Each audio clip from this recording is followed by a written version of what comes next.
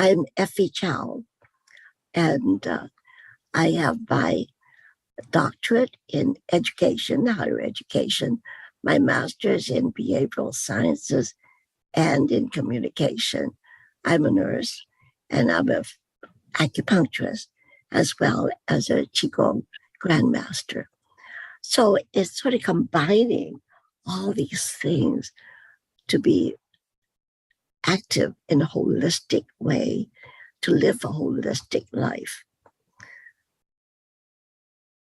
My premise is that you are the determination of your own destination. And I want to share two philosophy that I gained from my father is that he said, no matter what you are doing, even if it's cleaning toilets, do it your very, very best. Be proud of what you're doing. The second things, those aren't only the two things I learned from him, hundreds and thousands of philosophy, but these are the two key. And the other one is live today as if to die tomorrow, but plan as if to die, as to live forever. So live today as if to die tomorrow, but plan as if you will live forever. That gave me a real strong message. So I grew up in a very strongly Chinese cultured home. I was a refugee of the Second World War. 4 years old, I came from Canton, China, to a little town named Duncan, British Columbia on Vancouver Island, and grew up there. And my father was very prominent. However, people still did not understand the Chinese culture. I came over, I saw blonde-haired people, I saw black-haired, turbaned people, black-faced, not just Chinese. It scared the H out of me.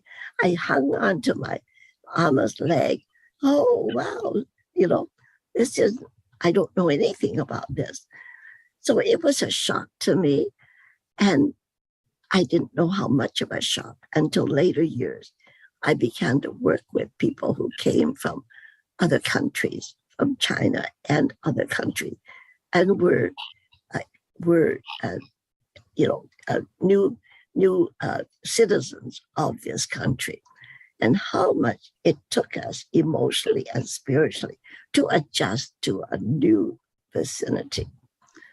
So I began to appreciate my experiences and put it to work in my profession. Growing up, though, I must say, with the culture, I witnessed the miracles that traditional Chinese medicine had when the medical doctors could do nothing more for their patient and were imminently supposed to die. So then my father, who was a stalwart citizen of Duncan, said, can we use our medicine on so-and-so? And they got permission to use diet, herbs, moxibustion, acupuncture, and tuina on more, and all the aspects of traditional Chinese medicine. And by golly, they lived. One particular case, they were diagnosed, they were undiagnosed, Mr. Huang, and he was imminently to die. And so my father, with his family of friends, did their magical Chinese medicine. He lived for another 15 years. And the doctor said, oh my God, it's unbelievable. And this seems to happen. The doctors say it's unbelievable, and they don't believe it.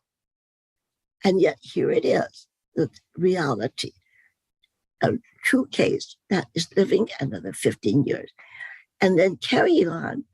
So I wanted to help people. And what was helpful was to be a nurse. In those days, we didn't become a doctor. Only male became doctors. So as a female, my goal, my ideal was to help society be a nurse because my father was very civic oriented and he helped many people come over from China. I know that the back room and the kitchen and the bathroom was always occupied by somebody coming from Canton, where we're from. So I had gone into nursing. My dad had died from Bell's palsy, which is a simple situation, but he died from reaction to medication. We're very sad.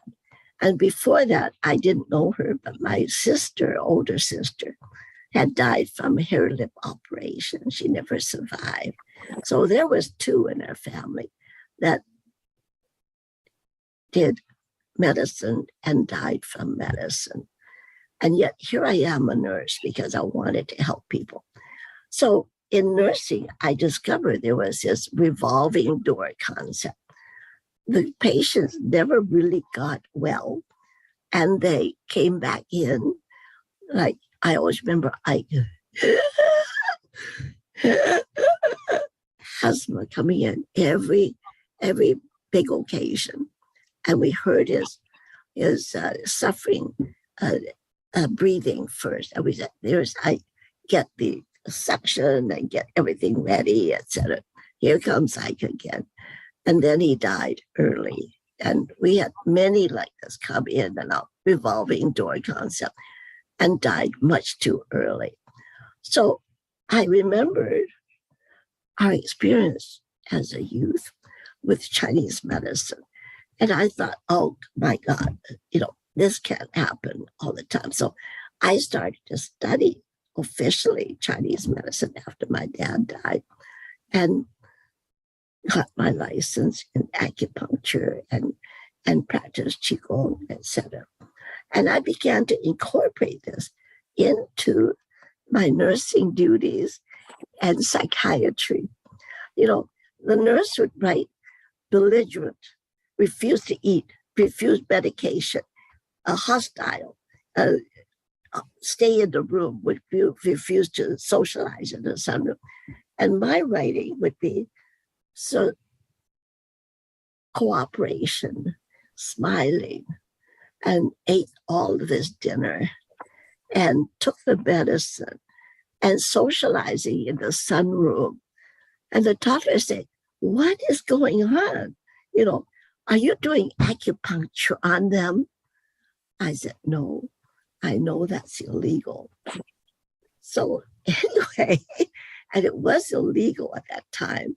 And it wasn't legal until 1977, around there, when the legislation, and I helped Governor design the legislation that is still in effect right now. And George, what's his name? George McConey. And I'm sorry, I'm not getting exactly right your name. But anyway, it's still there. And I'm on the cover of the magazine that's called Hoover Commission on Acupuncture. And so out of all the people, I said, why am I going to be on the cover of this? You want me to be the target person? You have to develop a sense of humor in all of this. I was honored, of course. And so anyway, it took me 10 years to really incorporate. From that psychiatric experience, the doctors were prescribing me to my other nurses, patients, and developed a hostility between me and my nurses. And I said, doctors, please don't prescribe me. It's their patients. And you're prescribing me. It's really insulting them. And I'm getting the hot seat and everything. So they decided, well, okay, I will write the prescription for stress with Dr. Chow.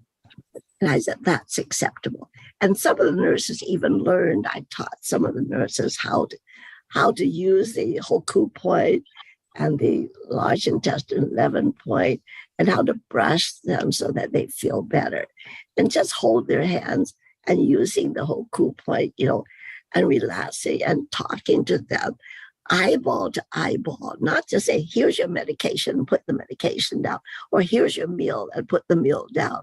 It was very distressing. And so here's someone who treated them like a person. And I don't think the nurses become aware of that, and they don't intend to be mean, but that's what it turned out to be. It's mean to just stick the pill in front of the person, just put it on the table and say, be sure to take it now, And so anyway, so then I officially got the acupuncture license in 1975 in California. First it was Nevada, and then Hawaii, and then California. And so I was one of the first to integrate this on an open basis, not on a QT.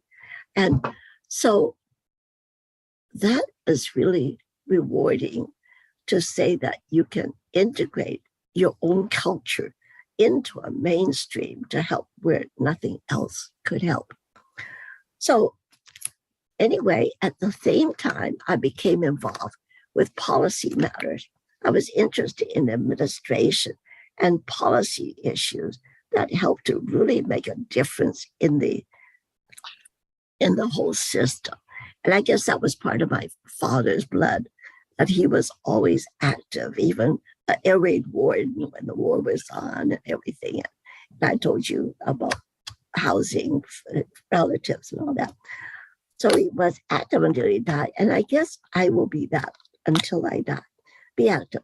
So I got involved with, I was appointed to the Department of Health and Human Services, the BODVOP committee, medicine, osteopathy, dentistry, veterinarian, osteopathy, podiatry, and pharmacy. That's a lot. The nursing were by themselves, and here I'm a nurse. So we made decisions for all these MODVOP organizations. And at that time, we developed the first health education program within the system. It was always sickness education, not health education. And so that was really great. And then after that, in 1992, I was appointed to be it was a Congress mandated committee. It's the Office of Unconventional Medicine. And we said, oh my God, we can't have that. It's got to be changed, and we couldn't change to anything else except a little bit better. Office of Alternative Medicine. If we only got the amount of $2 million. And I said, look, and everybody was complaining. I said, look, put your energy not to complaining, but make use of the 2 million that we have and the prestigious impact that we can make on the system. And we were within the director's office as a project of NIH, of DHHS. And I said, look, we've got a reputation, and we are part of the research bowl of the system. So let's make the most of that. And so we did. So then in 1998, around there, it became one of the offices of the National Institutes of Health. And that was an Office of Alternative Medicine. But however, then we changed it to Office of Complementary and Alternative Medicine. Then we changed it to Office of Integrative Medicine. And then it was changed to Office of Integrative Health. So each time you saw the progression towards health. And as a director, former director of NIH said, this is an office of disease, not office of health. Okay. So I said, you're very true on that. So now the Office of Integrative Health exists within NIH. I was on the privilege of that. Now in 2000, we started the World Congress, which you see in the background. It was our 22nd World Congress this year. In 1990, we started the World Congress on Qigong. It was just that, because I saw we were all splintered away. And even the acupuncturists are fighting against each other in the very beginning. But now they're cohesive. But it took many years before they began to talk to each other. It was always like, my possession, my ear. And this is not what I was used to. So I was sort of placating and working. So I had a lot of experience in that way. So you can imagine, I'm 5 feet tall and 110 pounds against all these big people instead of try to get them to listen to me.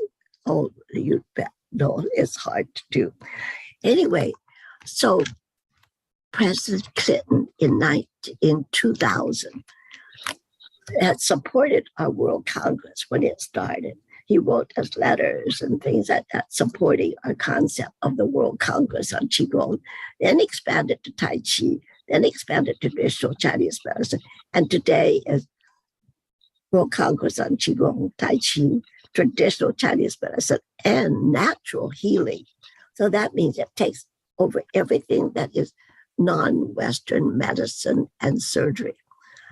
Because Western medicine has gained a reputation for being the iatrogenic disease that was written up in JAMA, Journal of American Medical Association, that iatrogenic disease is the third killer in the hospital next to heart and cancer. And that is anything that was prescribed by the doctor. Side effects of medicine, side effects from surgery, side effects from diagnostic measures too, getting radiation and all that. So I just got lots to think about. And anyway, so I was honored by being one of the 20 members of the White House Commission on Complementary Alternative Medicine Policy. That's the important thing, to know that word policy. Not just know that there's this treatment, there's that treatment, there's that, but policy is how do we incorporate all this into the main system. However, we did not talk about money. All these years I was dealing with policy. We never talked about money, just the acceptance of the alternative and integrative health. So, but after President Clinton's White House Commission, you know what happened. Almost every medical school in the USA and in other countries had incorporated a department or a program on complementary alternative medicine, nutrition or exercise or something like that. That was a huge, huge step in the right position. But then it got cut. It went into the Bush's administration. It was still carried on for 2 years into the Bush administration, young Bush administration. So we were lucky that we did get the 4 years. But the Institute of Medicine was developed at that time to carry on a lot of the activities. And as I said, it got integrated into the Office of Alternative Medicine, got integrated in as the Office of Integrative Health. So we got a really solid platform there. So from the White House Commission then, after that, then there were much stronger acceptance of Tai Chi, Qigong, and traditional Chinese medicine. And my focus is on traditional Chinese medicine, although I promote the other ethnic medicine and other health-related practices, Ayurveda medicine, and we all based on energy concepts and everything. And we have a lot of similarity. But what I found was in Chinese medicine, there was a lot of, quote, miracles that happened that people don't like to admit because it sounds too absurd. It sounds too far-fetched. Because, like, for example, myself, I can get a stroke patient 5 years paralyzed in one session, get movement in his limbs. And I say that very strongly now, but I didn't dare say that before. I just said, well, we got him moving. And of course, everybody thinks it takes a year or 2 years, usually from normal dimension, that it takes you that long. I didn't dare say in one treatment, I got him moving his arms, got him moving his legs with a little bit of help, holding the energy. And or that after 3 days, that person walked after 3 strokes and 1 seizure all at once. He was unconscious for 10 days. And Deepak Chopra told me to call them to call me in to work with their father. He was in the hospital. And so I got him moving in one session. Next day, he was up in a chair.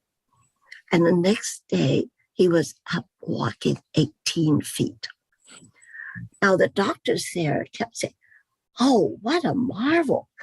Yeah, we don't know what's happening since Dr. Chow came in, but my God, we don't know what this is happening. And he brought his residents every day to see this patient of mine, client, and marveled at what other.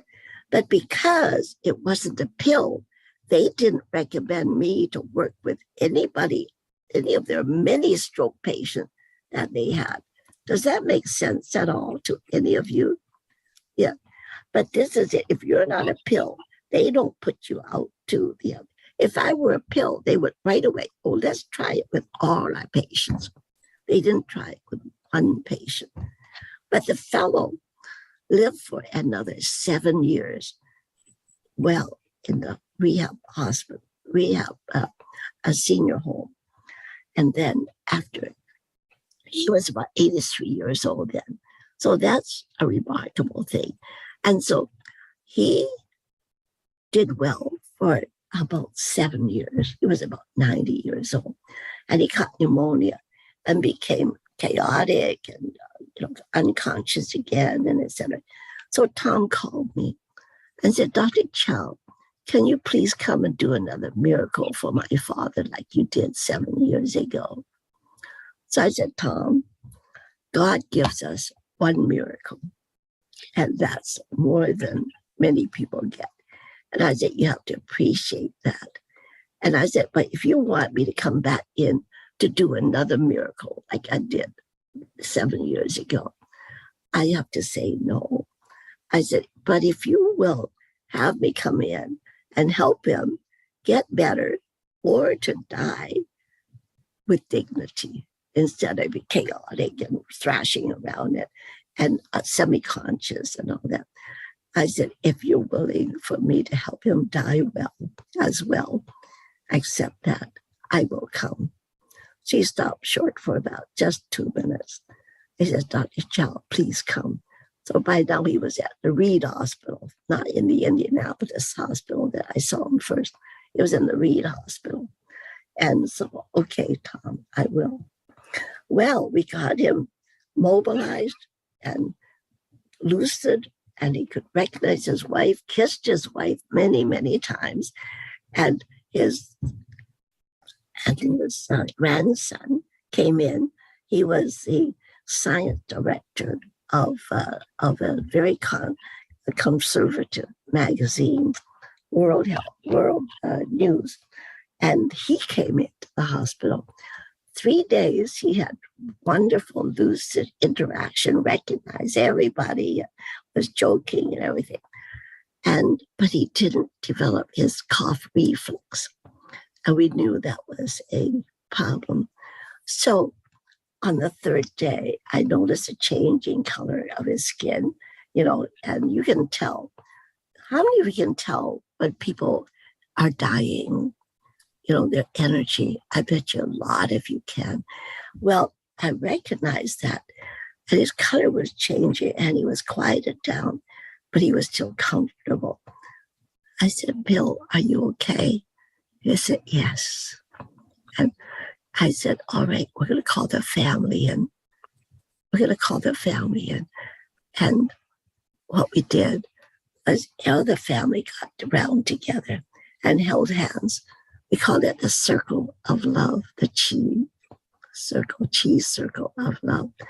And we all said, give them our message. Bill, we will miss you terribly, but I think maybe it's time to go back to the home of God.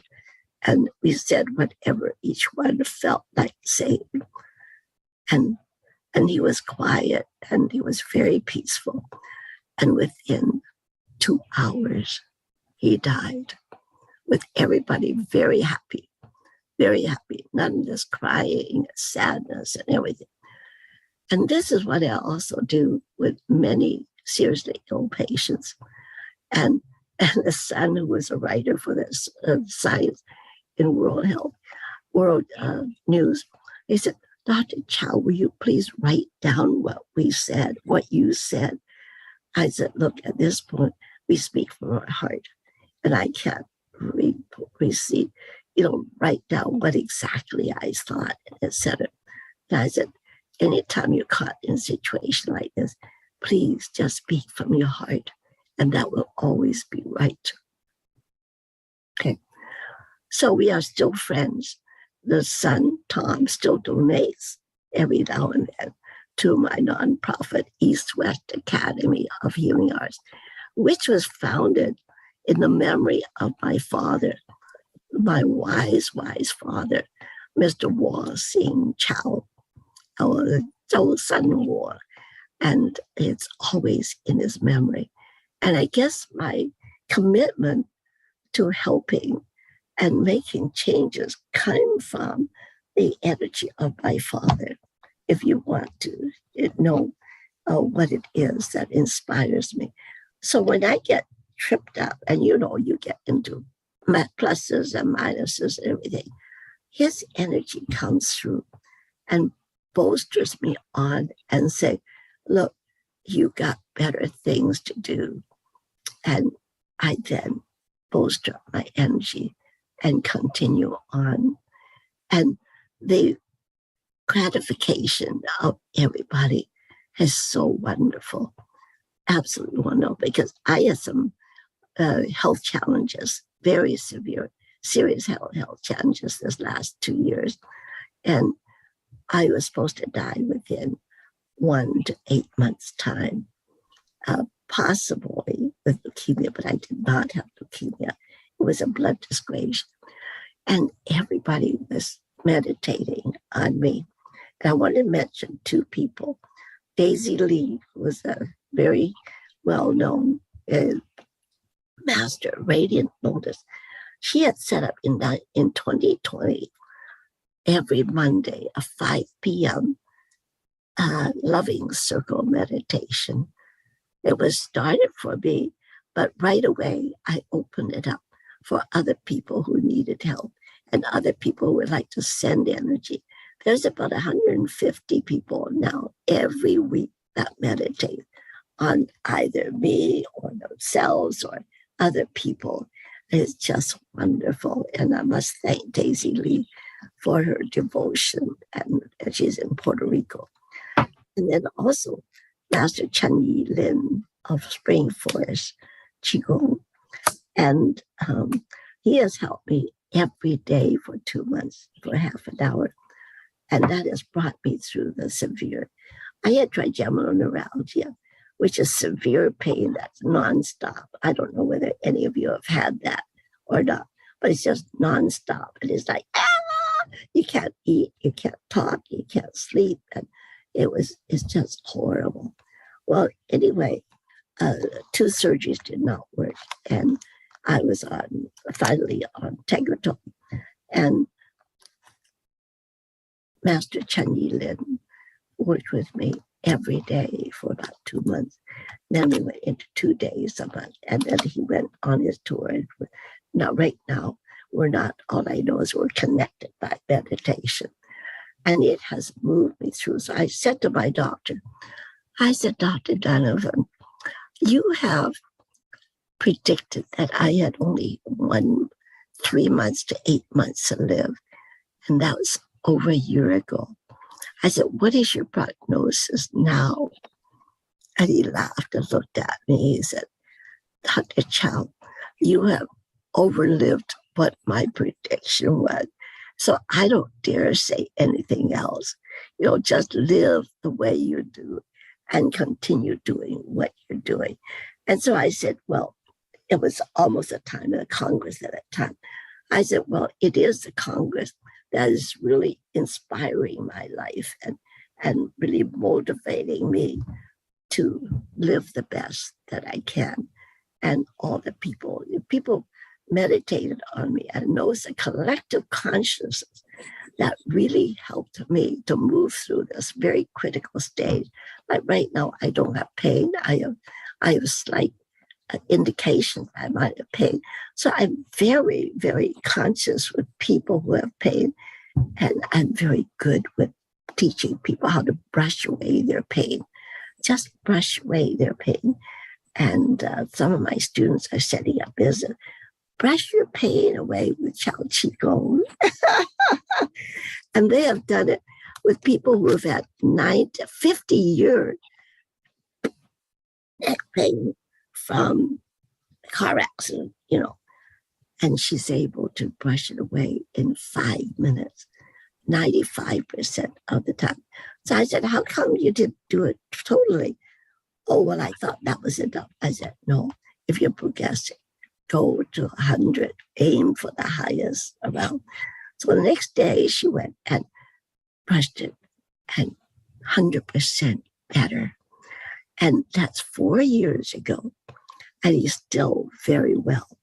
And so now he himself, in sitting computer, you get hunched up and your arms get tired. And so now he gets creaks and aches. So now he just brushes himself just like that. He says, oh, it works. Oh my God, So we teach a lot of people to do that.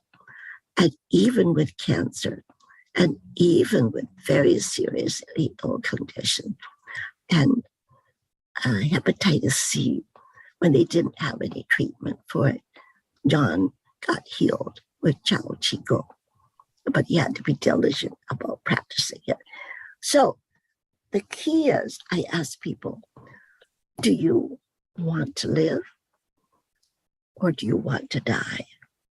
And they all sort of shocked. What do you mean? Of course I want to live. And I'm sure many of you have faced that. They want to live, but they won't do anything to live, right? So I said, well, it's okay for you to choose either, because it is your life and it's your relationship to God and your spiritual being, whatever that is. So it's okay to say, I'm finished with life. I want to die. And you can't die. A lot of people hang on and hang on. So they have to have a spiritual release. So that's what I help them do as well.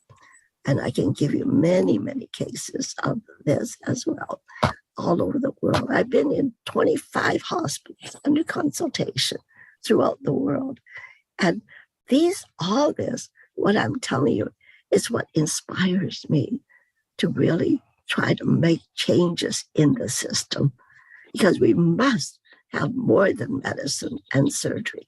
And we must, right now, I talk a lot about money, because I had not been talking about money, is that until complementary alternative medicine, Chinese medicine, acupuncture, Qigong, Ayurveda medicine, Hispanic, and Black hoodoo, etc., gets accepted. They will not get accepted unless it is paid for, unless people will go. And how many of you are experiencing, you get results, but then your patient have to stop because he didn't have any more money. And then they go back to where medicine pays for it, and they get sick again. They come back to you. Now it's another revolving door concept. And so therefore, they come to you, they get better, and then they still die too early because they couldn't afford it. So this is my biggest urge right now before I pass from this earth, whenever that is. I may be here for another 100 years, who knows? And we'll be meeting with all of you, in 100 years or so. But you must live your best every day. And so right now, I'm talking about that we must do fundraising. We must establish a health and wellness structure that can boast reimbursement. I don't want to use the word insurance, but that's basically what it is. To pay people to be well and to practice health and not get sick so early. So this is my mission right now. And we have quite a few people, good people on board, but I need a whole lot more of you on board with me. So please, it's East West Academy of Healing Arts.com. That's my website. And email me, eastwestchi@aol.com. And so there is room for everybody. One can make a heck of a lot of difference. So don't feel, I'm just one person. What can I do? Well, it's been proven many times that ASA came from one person, and CCAOM came from one person, and acupuncture and all the states all started with one person. So please know that you were born brilliant. We have deadened you with our mediocrity. And so don't be satisfied with mediocrity. Again, live as if to die tomorrow. That means live hard, but plan as if you're going to live forever. And of course, my famous prediction or prescription for everybody is 8 hugs, 8 heart-to-heart hugs, 8 heart-to-heart Effie Chow hugs, and 3 belly aching laughs every day. And if you get 100, you still have to start with number 1. It's amazing if you start that, how the whole atmosphere changes. Even a corporate meeting, it changes the whole thing. It's if you feel tension, let's just say it's time for a hug. It's just everybody cracks up, and there's friendliness and there's love all around. And my last statement is, love is life. Life is love. And it says love is strong enough to overcome anything if there's only enough love. So, and life is chi, and chi is life, and love is what gets the chi. So I wish you all, heart-to-heart hug is this. It's this side, not this side. Because you see, your heart skips each other, and your right face is to right face.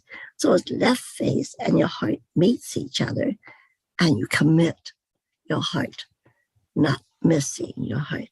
So it's 8 Effie Chow, heart-to-heart hugs every day. And so therefore, live the love and give lots of love and receive lots of love. So my greetings to you. You can do a lot. You are the epitome of what your mind is, and you can be whatever it is that you want.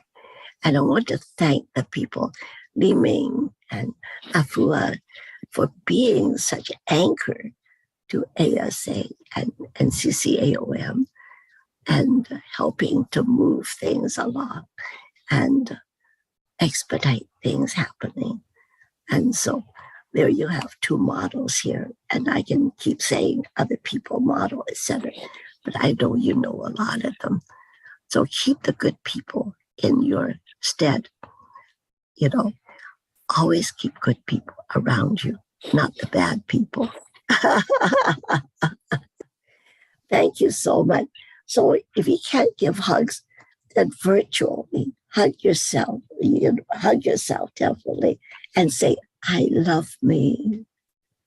I love me. Come on, everybody say, I love me. Then give the hug to others. I love you. And then I love you. Give the hugs to the world. Extend your arms out and then bring the love back to you from the world. And now it's the universe, not just the world. So I wish you all well. And I wish you health, happiness, and especially peace right now. So I hope that you'll extend your love to all the chaos and violence and war potential that is rising up, and bring lots of peace and love to everybody. Thank you. Thank you very much.